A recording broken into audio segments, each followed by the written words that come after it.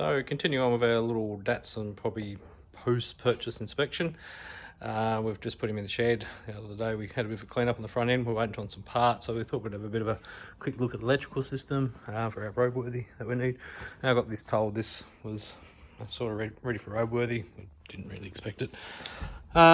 So we've got a bit of a, for the lights and stuff, a bit of a slow indicator. Probably just needs a relay. We've got no right indicator happening at all.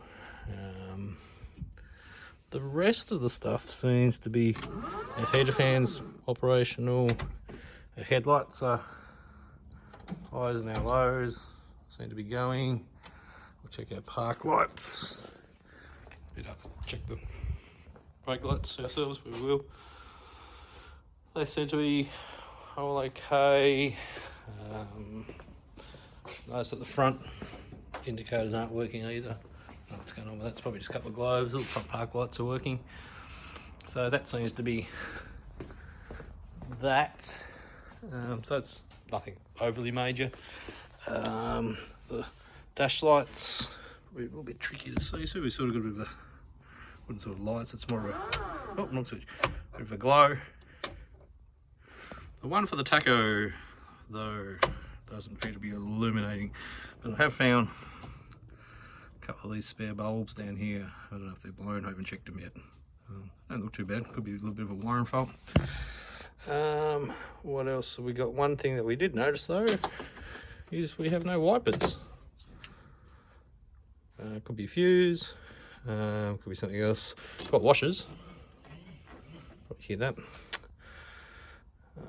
So we'll turn our lights off, and there's another thing that we have noticed. I'm doubtful that the charging system's working. Start him up and our ignition light's staying illuminated even if we put a couple of little revs on him. So we might just check, we might just put the multimeter on the battery and see if he's charging. We'll do that in a second. So just trying to find out what's causing this ignition light to stay on. So we've just put the multimeter up to our battery. Another thing, I really reckon this is the wrong battery. It looks way too big and doesn't have a battery holding clamp. So we'll have to sort that out as well. So we'll just start him up. Oh yeah, we'll just pull the seats out because we've got a couple of jobs to do inside. Such a small little car, we thought it would be a bit easier to do it. So first we've got our little flash light on, and we had 1200 volts before, 11.82. So I've got a gut feeling the alternator's possibly not charging on this sort of thing. Now it has an aftermarket regulator, a little alternator down there, so we'll do some investigation and find out what's going on with it. Okay. Charging fault issue. So we're doing a little bit of fault finding. We've just checked, it's got an external regulator. It's been an aftermarket one being fitted. We've checked some of the wiring. It's a little bit sketchy. It's a good word for it, I suppose. Where they've put the adapter on, so we'll tidy that up.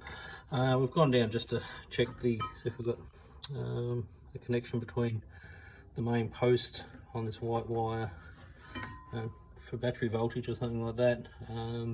I can't actually unscrew that post. It's fairly rusty down there, and I can't see any voltage on it when we check from the battery down to there. So we're just going to slip the alternator off, see if we can undo that post without busting anything, and go forward from there.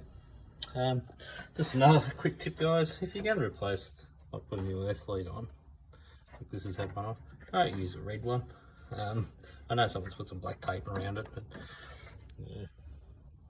Maybe at the past store and actually get a black one so you don't have a red connection to frame. Alright guys, just following on from our alternator repair, we have taken the alternator off. We've checked that main battery lead, and we do have voltage on it. So we're actually a little bit suspect on hopefully it's just something simple like this rusted up connection there. It's absolutely poor connection, so I'm going to try and undo this, clean that connection up. We might have just let the cover off if we can get the screws undone and check him out. We'll give those connectors a bit of a clean up. See, there's a fair bit of yuckiness going on in there, and we'll tidy that little bit of wiring up on there. So we've got the alternator on the bench. We've managed to get that nut freed up. We've replaced the nut. We did pull the inspection cover out. The brush length seems okay. We're going to slip him back on and cross our fingers that's fixed. I very much doubt it. Just another quick tip: if you're going to muck around with some old cars, this is a little Datsun, so it's metric. We generally like to keep an assortment of bolts on handy. It makes it nice and quick and easy. You know, grab your washers and your bolts, because this you'll definitely find stuff with old cars. You've got to undo fasteners and stuff like that, and half the time they're stuffed. So put the alternator back on. We've still got to tape the loom up and whatnot. Not overly confident it's going to go, but we'll like to fix the charging problem. We've got our multimeter hooked up to our battery. Like, we've got to fix this battery mount up. The battery's way too big for this hooker. It's not sitting in there properly. Before our dash light was on, ignition light was on, so telling us that we had a charging fault. So we'll turn it on. It's a promising sign. It's on, and we'll start him up. Oh, cool, it's gone out. So we'll check to make sure it's charging.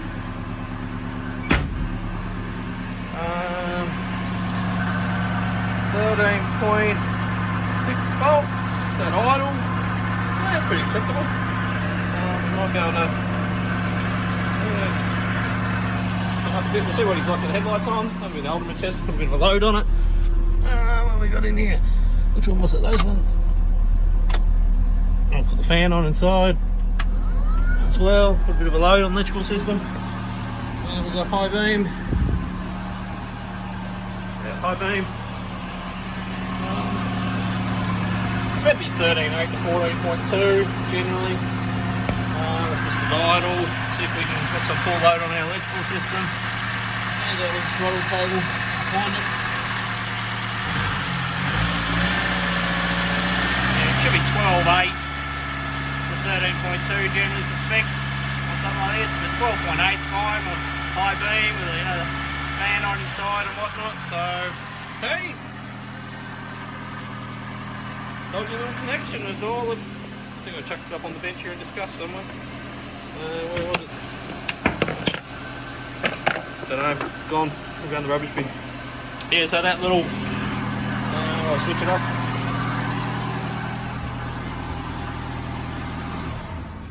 So the headlights off. So figure them out. So all it seemed to be was that little connector on the back of the alternator. It was just a very bad electrical connection, I reckon. And possibly there's a bit of corrosion in this little plug here, so we'll tidy the rest of this wiring up and we'll move on to some other electrical demons later on. Alright guys, going on with fixing up the little alternator wiring on this little Datsun. This black wire which come out of the regulator up here, you can sort of see on the end, oh, that's way out of focus, that soldered it probably onto a little bit of wire which I've cleaned out of the end of there. That was probably the original wiring coming out of that plug, and they wanted to tap into it. So instead of doing what you probably should do, it's going to be a little bit tricky with my one hand, but these little connectors slot into there, and you can probably see that little barb on the back of them. Well, you can get a little screwdriver, tiny little driver, and looking down into the plug, you can actually flick that little that barb out, which will actually release this whole connector from outside that plug. And then what we'll be able to do is open up where this crimp connector is and actually crimp that. We'll clean that, we'll strip a bit that wire back to a new bit of wire. So the rest of it seems alright, and actually crimp that on instead of that bit of a dodgy solder joint they had. And we'll tape that little bit of the loom back up, and that's our little alternator job hopefully done on our little Datsun.